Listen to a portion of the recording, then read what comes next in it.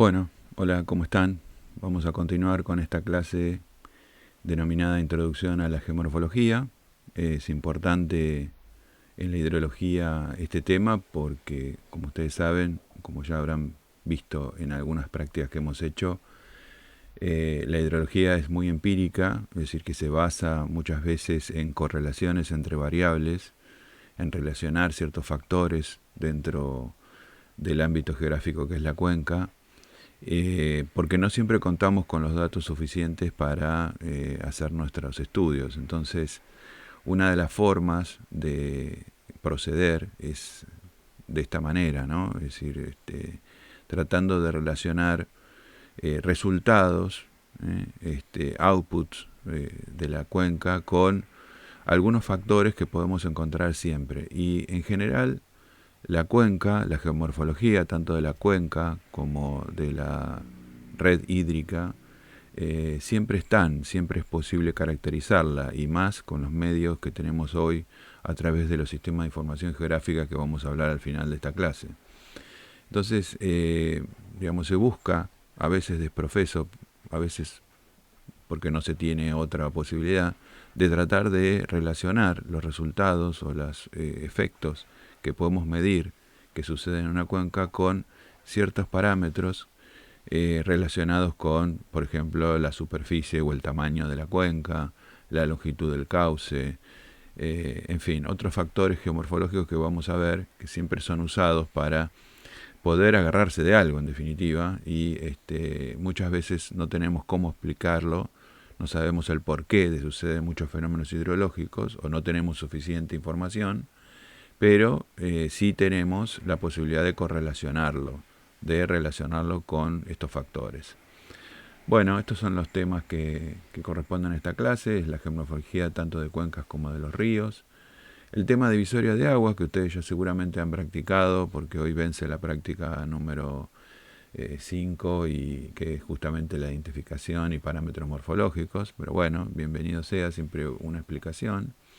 Y bueno, vamos a hablar también de qué es el número de orden de los cursos, porque es una forma de clasificar la red hídrica, la pendiente de los ríos y de las cuencas, la orientación de las cuencas, en fin, toda una serie de factores hasta desembocar en el uso actual de toda esta tecnología, que son de los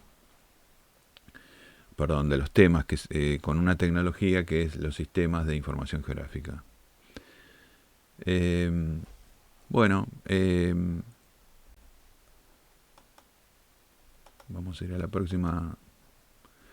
Cuando hablamos de la geomorfología, si vamos al diccionario, encontramos que la geomorfología es el estudio de las características propias de la corteza terrestre. Eso es una generalidad que no nos dice mucho. Nosotros preferimos más la definición que da un autor que se llama Cristofoletti, que es que la geomorfología es la ciencia que estudia las formas del relieve. Esta es una definición un poquito más precisa de lo que estudia la geomorfología. Y en definitiva tenemos varias ramas dentro de la geomorfología: la estructural, que estudia justamente todas las formas, los fundamentos litológicos y tectónicos, es decir, cómo se formó la Tierra, el relieve. La geomorfología dinámica, que trata de todos los procesos de erosión y de deformación, y tanto también la erosión de tipo humano, ¿no? Antrópica, es decir, cómo va cambiando, cuál es la dinámica de la geomorfología, y también la geomorfología climática, ¿no? Es decir, de qué modo el clima también introduce cambios en el relieve, ¿no? Como ven, hay una interacción para que todo lo que vemos en superficie en la corteza terrestre, obviamente está la influencia del hombre, está la influencia de la geología, o sea, cuál es la estructura de base que tenemos en el lugar, cómo se formaron todas esas sierras, montes, o grandes llanuras, pero también el clima actúa degradando todo ese ambiente, y bueno, todo está vinculado, ¿no? Entonces esta filmina o esta diapositiva nos permite ver todos los procesos, ¿no? La biogeografía también, me estaba olvidando, la vegetación, la vida animal, producen cambios en las cuencas. Entonces lo que nos vamos a plantear es, bueno, cuáles son los aspectos más relevantes que sirven para la identificación y la comparación de las características físicas tanto de la cuenca como de la red hídrica. Este es uno de los puntos más importantes porque, digamos, cuando tenemos que comparar, y esto obviamente es casi una obviedad, pero una cuenca urbana altamente transformada por el hombre para destinarla a vivienda o para otros usos, a un ambiente que está casi prístino, es decir, sin alteración. Obviamente hay una diferencia notable, ¿no es cierto? Pero a veces entre cada uno de esos ambientes, el ambiente natural, casi sin deformación, y el ambiente transformado por el hombre, hay necesidad de comparar las cuencas, ¿no? No solamente por su tamaño, sino por otros factores, como vamos a ver, que influyen, como por ejemplo la pendiente, ¿no? La pendiente que tiene esa cuenca, tanto de su curso natural como de la pendiente en sí de la cuenca, son factores que vamos a ver de alguna manera precipitan el escurrimiento del agua, lo concentran y de esa manera los cambios que vemos en superficie con respecto al movimiento del agua son muy diferentes, ¿no? Por dar un ejemplo. Después, ¿de qué manera se ha podido llegar a cuantificar esos parámetros geomorfológicos? Bueno, vamos a ver que son fórmulas muy sencillas y que da más trabajo determinar cada uno de los elementos que componen la fórmula que la fórmula en sí, que es muy sencilla. Y después, bueno, en qué se utiliza en el ámbito de la hidrología. Ya no lo vamos a ver solamente en esta clase, lo vamos a ver seguramente en todo el módulo 2, que vamos a estar usando permanentemente esto. Así que por eso es importante este tema. Acá le estoy mostrando una cuenca hídrica superficial en las sierras de Córdoba, en el arroyo Celegua. Esto es importante porque de alguna manera tiene una historia típica. La cuenca del arroyo Celegua es la que estoy marcando ahora, los límites. Esta era una gran cuenca que impactaba sobre una ruta, la Ruta Nacional 8, que es una ruta muy conocida de acceso a Río Cuarto y a Córdoba. Y en esta zona que impacta la cuenca, esta sería lo que se llama la sección de control, la sección, digamos, que tenía de pasaje del arroyo Celegua por acá, había una alcantarilla en este punto donde normalmente siempre había problemas con erosión, bueno, a veces le ha pasado el agua por encima de la ruta. Bueno, este es un caso, le decía, bastante con fines pedagógicos interesante, porque el arroyo de la Cruz, que es este otro que está pasando por acá, en realidad estuvo muchos años, muchas décadas, sin conectarse. Prácticamente se insumía en un lugar, o sea, se infiltraba su totalidad dentro de una gran llanura que, como ven ustedes, está muy explotada por cultivos, ¿no? Acá esta es una zona triguera, de maíz y de soja. Bueno, cuando en un determinado año, allá por 2006, se hizo un canal, un particular hizo un canal para desaguar su campo que estaba muy lleno de agua, bueno, conectó y prácticamente por erosión solo, aguas abajo se fue creando otro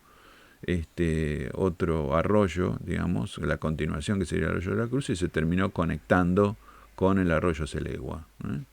¿Qué significó esto? Bueno, que el área que teníamos, que era esta, prácticamente se duplicó, porque se tuvo que adicionar al estudio toda esta área. Obviamente, las crecidas que pasaban por la ruta 8 fueron de mucho mayor magnitud, tanto es así que en el año 2006 prácticamente se llevó puesta la ruta, ¿no? Es decir, produjo el colapso de la alcantarilla, la destrozó, y se abrió una brecha en el camino, en la ruta, que no permitió más el paso vehicular.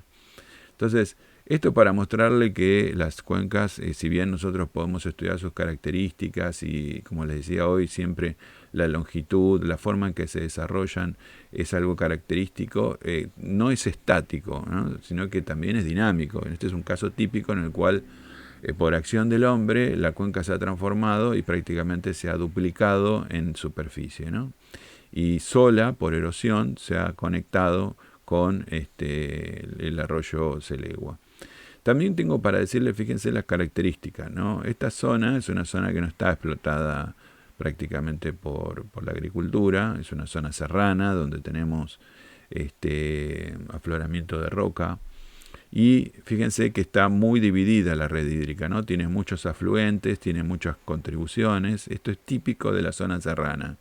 Cuando hay mucha pendiente, se dice que la distribución es dendrítica, se tiende a ser concentrada de los nacientes de los pequeños arroyitos a los cursos principales y ahí a el arroyo Selegua de su cauce principal.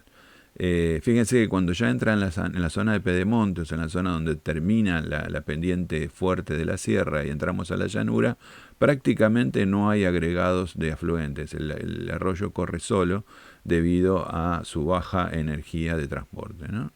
Es decir, que no hay nuevas formaciones o no se ven en superficie a simple vista nuevas formaciones de afluentes y el cauce corre solo.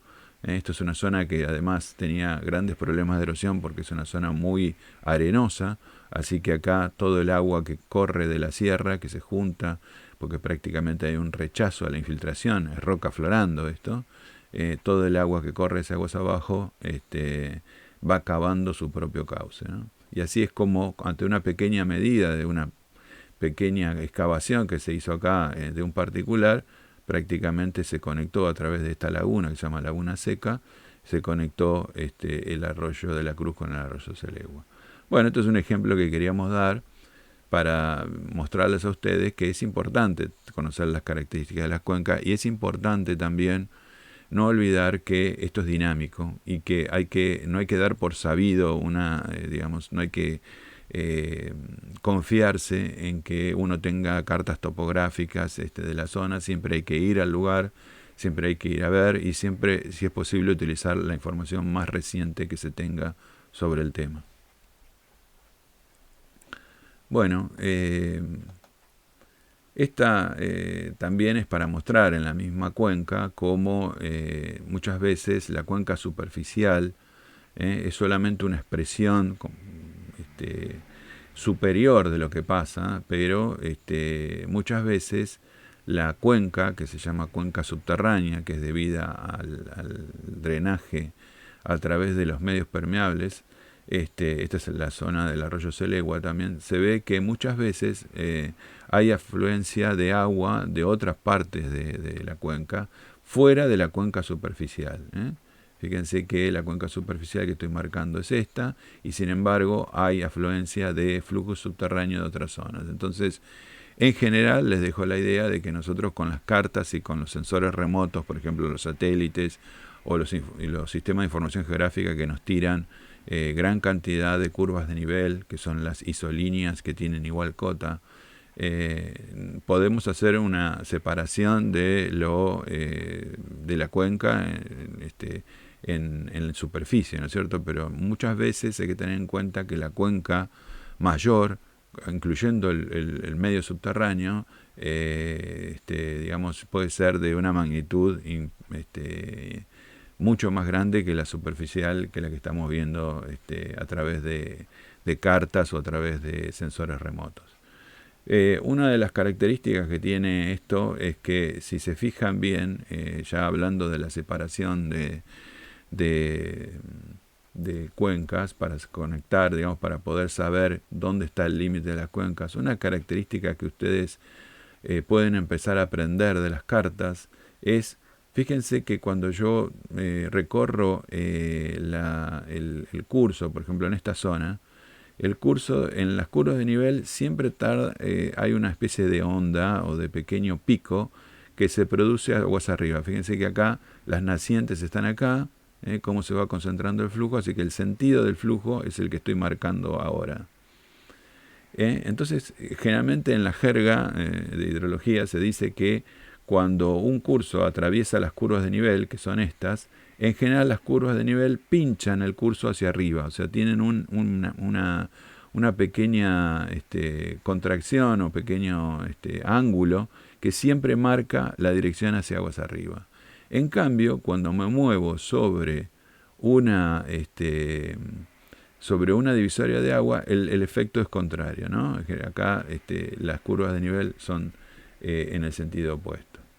Bueno, ¿Cuáles son las características físicas de las cuencas que nos interesan determinar? Por un lado, el de la cuenca en sí, por ejemplo, la superficie, qué forma tiene, cómo se distribuyen las superficies parciales, o sea, las áreas parciales de la cuenca, desde las nacientes hasta la desembocadura, en función de la altura, eso se llama una curva hipométrica.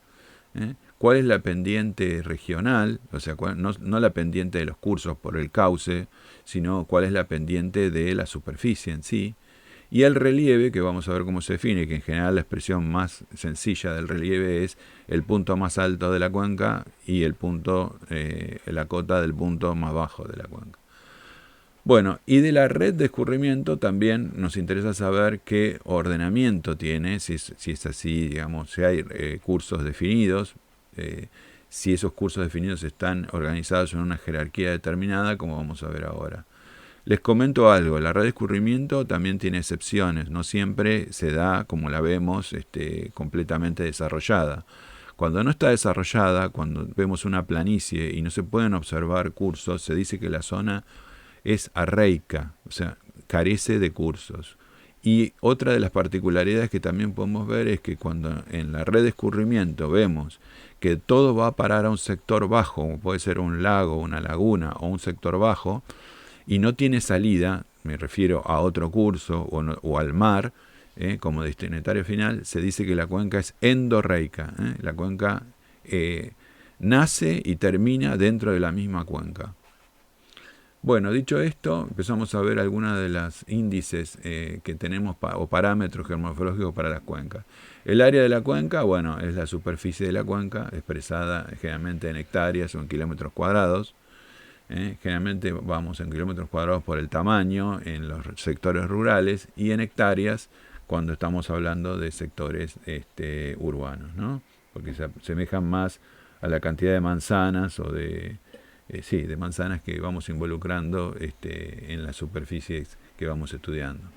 También el índice de forma, que se define de acuerdo a la metodología de Horton como el cociente entre el área de la cuenca y la longitud máxima medida sobre el cauce principal y prolongando su desarrollo hasta el límite de la cuenca en cabecera.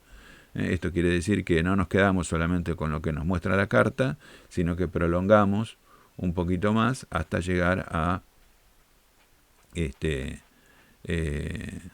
el límite mismo de la cuenca. Por ejemplo, si este fuera el límite de la cuenca y este es mi curso principal, lo que hacemos es prolongar hasta llegar al límite de la cuenca. Y todo esto que estoy marcando acá es lo que nosotros llamamos L, ¿no es cierto? Sería la longitud, esta sería nuestra sección de control, la longitud total extendida hasta el límite mismo de la cuenca. Bueno, las curvas hipométricas. ¿Qué son las curvas hipométricas? Estamos viendo siempre parámetros que definen la cuenca, ¿no?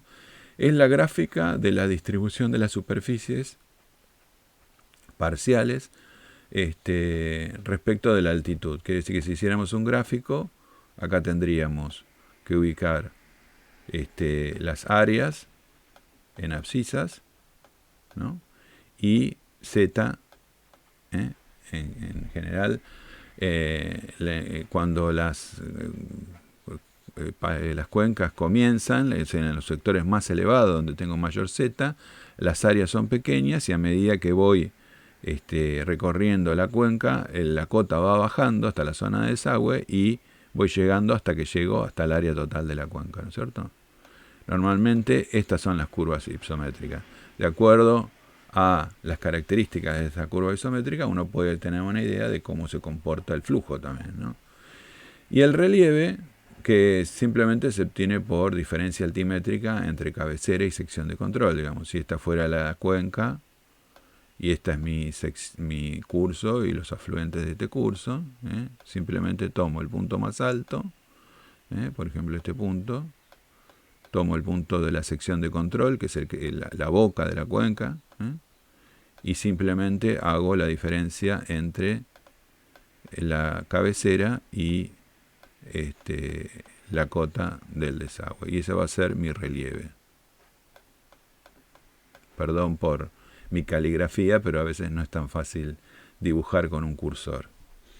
Bueno, ¿qué es el número de orden? El número de orden es una medida que nos da el grado de ramificación de un curso. Eso es interesante porque nos define también cuán desarrollada está la red hídrica, ¿no? Nosotros siempre hacemos una pregunta en los exámenes que ¿es posible relacionar, digamos, el mayor caudal o el caudal de pico o el caudal máximo que se espera en una cuenca de acuerdo al grado de desarrollo que tiene la red hídrica? Sí, evidentemente, cuando está muy ramificada, tenemos muchos afluentes confluyendo al cauce principal y eso favorece que el agua se concentre más rápido y hace que el caudal de pico o el caudal máximo que podemos esperar sea mayor que aquel comparado con una cuenca en la cual la red no está tan desarrollada o tan ramificada, ¿no?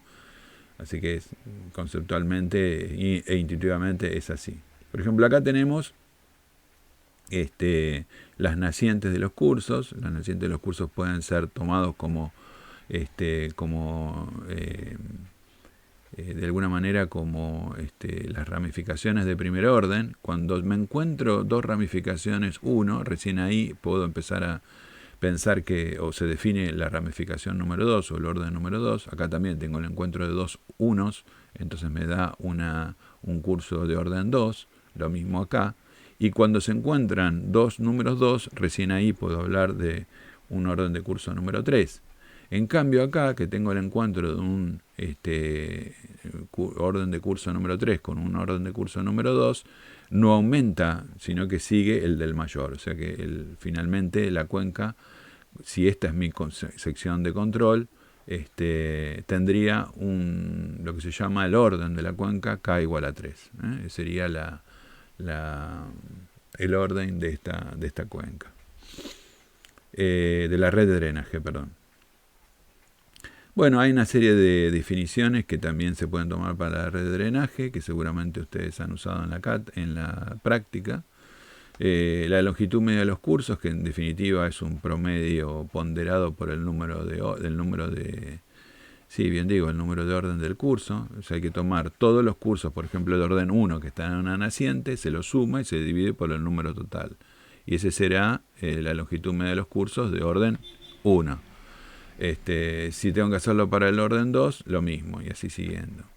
En la relación de bifurcación, lo que se mide es el cociente entre el número total de cursos para un orden dado, por ejemplo NI, respecto del inmediato superior. NI dividido NI más 1. Esa es la relación de bifurcación. Hay muchos autores que han correlacionado o han podido hacer fórmulas de predicción de caudales máximos en un arroyo utilizando estos dos parámetros. Y después también hay una ley que se llama Ley del Número de Orden de los Ríos, que la enunció Horton, que dice que el número de orden que podemos esperar de ramificación de un curso está en relación directa con la relación de bifurcación R, y elevado a la K-1, donde donde K es el número de orden total de la red. Esta fórmula, si se cumple, quiere decir que la red está muy bien desarrollada. Para redes que no están tan desarrolladas, la ley de Horton no se cumple. Otro de los importantes parámetros geomorfológicos es la red de drenaje. La red de drenaje, acá estamos mostrando un trabajo de Vialidad Nacional, de cómo para cuencas pequeñas que atraviesan los caminos se determina la pendiente media de un curso. En general, lo que tengo para decir para esto es que si la pendiente es uniforme, o sea, si no hay quiebre cuando uno hace la representación a lo largo del curso de los diferentes cotas, se va graficando los desniveles con el recorrido. Acá tenemos el recorrido y acá el desnivel. Si vemos que es una pendiente, uniforme, o sea que se aproxima a una recta, obviamente que la pendiente no es más que dividir la diferencia de altura por el recorrido. Punto. El recorrido generalmente es siempre horizontal, ¿no?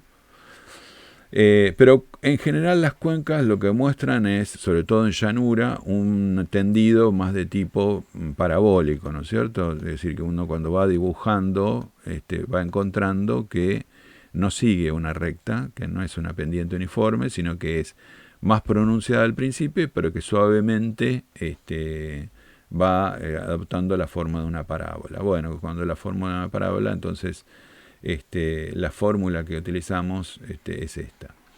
Ahora, en general, yo les diría que la mayoría de los casos se da que si uno nace en una sierra, en un punto muy alto, y va hasta un punto muy bajo en la salida de la cuenca, generalmente lo que se produce es un quiebre.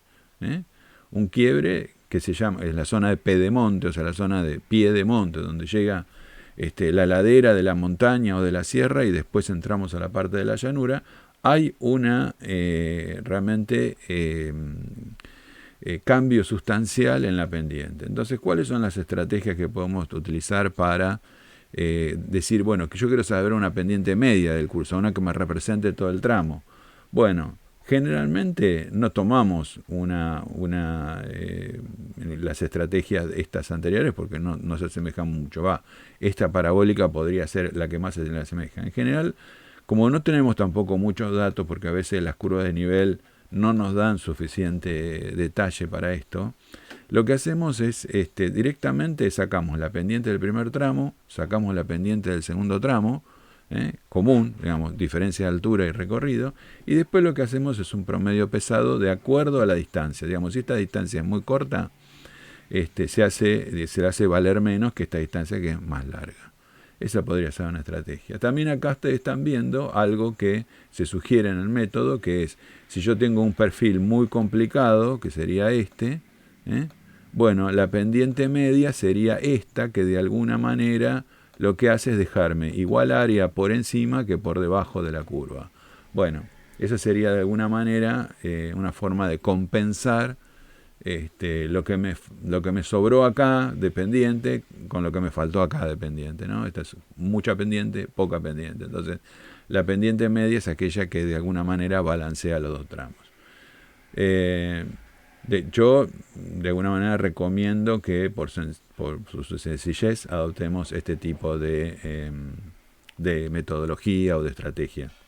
Comento esto porque muchas veces en los exámenes, en las evaluaciones, pedimos calcular la pendiente media y se terminan ustedes de alguna manera mareando sobre qué método utilizar. Y lo primero que hay que hacer es visualizar la pendiente. O sea, la primera estrategia, la que no falla nunca, es dibujar por puntos cómo es la pendiente. Y una vez que inspeccionamos si hay un quiebre, si hay varios quiebres, si es parabólica, si es recta, ahí tomar la decisión de cuál es el método que vamos a utilizar. Bueno, seguimos. Bueno, en función de combinar los dos índices anteriores, los que caracterizan la cuenca y los que caracterizan al drenaje, aparecen la densidad de drenaje, aparece la frecuencia media de los cursos, aparece el índice de rugosidad o aspereza. Son todas definiciones en base a los parámetros que ya habíamos definido con anterioridad. Así que, nada, simplemente mostrarles, y creo que en la práctica algunos de estos parámetros también se les ha pedido que calculen. El de densidad de drenaje es uno de los parámetros realmente que se utilizan mucho para correlacionar o para pronosticar picos de crecida en grandes cuencas, porque es un parámetro que generalmente ha dado buenos resultados. Digamos, cuando uno conoce la densidad de drenaje, o sea, la cantidad de longitud total de cursos que tiene por área de la cuenca, cuando esa densidad de drenaje es relativamente alta comparada con otra cuenca, porque estamos, fíjense, comparando un parámetro de la cuenca, que es el área, y un parámetro de la red de escurrimiento, que es la longitud total de los cursos. Estamos tomando dos características de la cuenca. Su grado de desarrollo en cuanto a la escurrentía y la proporción o la magnitud del área que está involucrada. Entonces, la densidad de drenaje da buenos resultados como un predictor o como un parámetro en el cual uno se puede anclar para hacer pronósticos. Ya lo vamos a ver en el segundo módulo. Van a ver que hay algunas fórmulas que justamente empíricas, diseñadas específicamente para correlacionar este parámetro con el caudal en una cuenca. Bueno, y una pequeña, ya terminando, porque no quiero hacerlo muy extenso, ya llevamos casi media hora hablando, los sistemas geográficos. Estamos viendo los sistemas de información geográfica, o SIG. Estamos viendo el caso de la herramienta QGIS. El QGIS es un software libre, lo pueden bajar. Es medio pesado, así que los que tienen las máquinas un poco en estos días comprometidas con tanto trabajo y tanta virtualidad, bueno, les puede llegar a colapsar el sistema, pero es una excelente herramienta, mucho más digamos, versátil que el AutoCAD, por ejemplo, o que cualquier sistema CAD, porque tienen un montón de rutinas y de formas de bajar información de la web que no lo tiene ni el AutoCAD ni otras herramientas, ¿no? Acá estamos viendo el Partido de La Plata, y los partidos vecinos, y yo voy a empezar a mostrarles cómo, bueno, primero automáticamente me dibuja la escala, me dibuja el norte, ¿no? Siempre uno se pregunta, ¿cuándo un mapa no es un mapa? Bueno, cuando no tiene norte, cuando no tiene escala, cuando no sabemos bien dónde estamos ubicados, ¿no? No es un mapa mudo tampoco, tiene referencias. Bueno, acá por ejemplo prendí simplemente una capa, que es toda la capa de caminos principales que tiene la zona.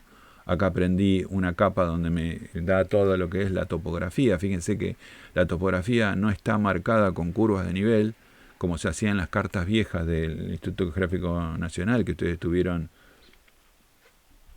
utilizando, sino que acá lo que estamos viendo es una imagen de radar, una imagen que en el año 2000 un transbordador de la NASA fotografió todo el planeta y nos dio la altimetría de todo el planeta, ¿no? Entonces estamos viendo pintado cómo las zonas, digamos acá por ejemplo, las zonas más blanquitas que aparecen en la imagen, nos da la idea de los cauces, ¿no es cierto? Las zonas más oscuras son las zonas más altas. Entonces yo puedo, fíjense, casi intuitivamente trazar una cuenca solamente mirando dónde están los contornos más altos. Ahí, por ejemplo, acabo de marcar la cuenca del Arroyo del Gato.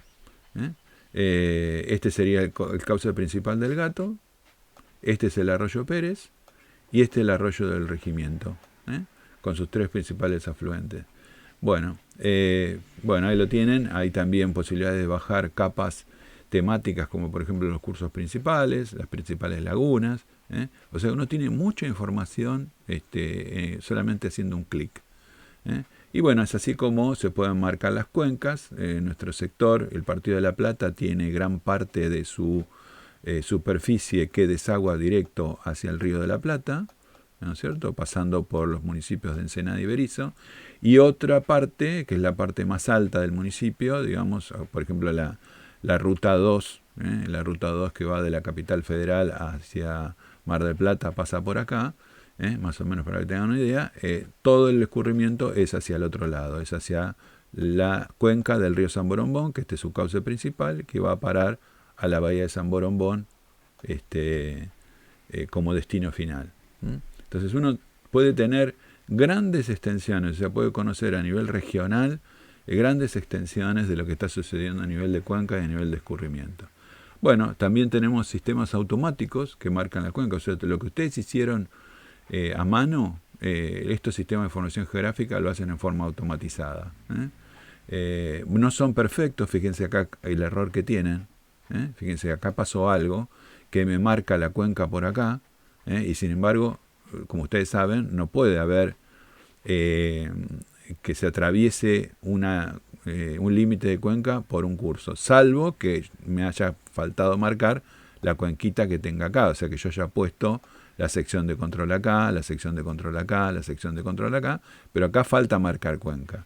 Puede ser que yo me haya olvidado en su momento de extender, digamos, el área de trabajo a un área más amplia y por eso no las dibujó, pero siempre hay que revisar, ¿no? Fíjense, yo puse la sección de control acá, bueno, acá está perfectamente marcada cuál es la cuenca de aguas arriba, ¿no? ¿Y esto cómo lo hace? Lo hace tomando cada píxel, cada elementito acá que tiene una cota, y lo va interpolando para sacar cuáles son los puntos bajos, o sea, cuál es la red de escurrimiento, y cuáles serían los puntos más altos que marcan el límite de la cuenca.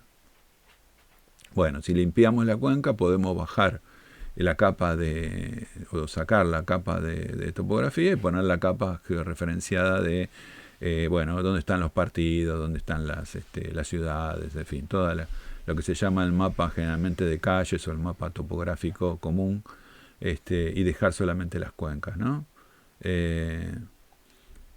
Si volvemos al anterior, fíjense la complejidad que tenemos, ¿no? Que podemos tener.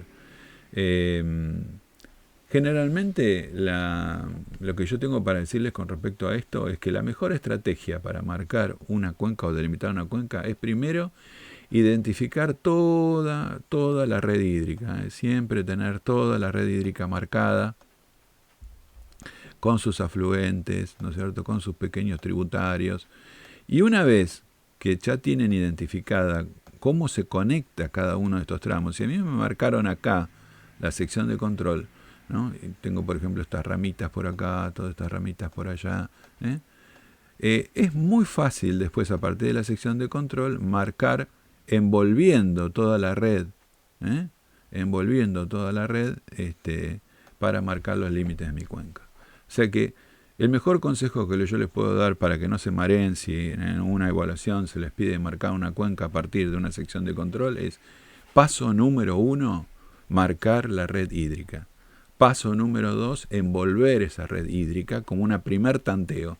Y después se va resolviendo, digamos, con las curvas de nivel, de acuerdo a cómo pinchan, se va resolviendo si la cosa tiene que venir un poco más acá, si la cosa tiene que ir un poco más allá. Digamos, ya es una sutileza. Pero no le puedo errar si primero identifico la red de escurrimiento y después trato de envolver esa red de escurrimiento que me queda a partir de la sección de control que me marcaron o que me interesa a mí, por alguna razón, cortar ahí el límite de la cuenca, ¿no? Bueno, para no hacerlo más largo voy a cortar acá. Son 40 minutos, es más o menos lo que dura una clase. Bueno, quedé por mostrarles también que uno puede a estas cuencas obviamente hacer un zoom. Acá estamos en una escala muchísimo más cercana. Están marcadas, por ejemplo, las delegaciones de La Plata, del Partido de La Plata. Acá se ve la salida por el puerto, ¿no es cierto? Todo esto sería Ensenada, todo esto sería Berisso, el partido de Berisso, y todo lo que estamos viendo acá es... Entonces, bueno, se ve perfectamente, están marcadas con distinto color, pero más o menos acá se ve con mayor detalle dónde estaría, por acá abajo, dónde estaría el escurrimiento, cómo va para un lado y cómo va para el Río de la Plata otro. Entonces eso es importante porque las estrategias que se utilizan en estos sectores del partido que están más urbanizados son diferentes a estas que están mucho más en progreso, ¿no? La mayoría de los sectores del partido de La Plata acá todavía no se han urbanizado tanto, ¿no? Bueno, esta es la bibliografía. Acuérdense también que tienen en el capítulo 6 el libro de Sergio Fatorelli y de Pedro Fernández que hemos recomendado. El capítulo 6 habla de la cuenca y sus características geomorfológicas. Le recomiendo su lectura como un complemento de lo que estamos viendo. Bueno, nos estamos viendo y vamos a seguir con las clases grabadas de esta forma para que les resulte más útil. Hasta luego.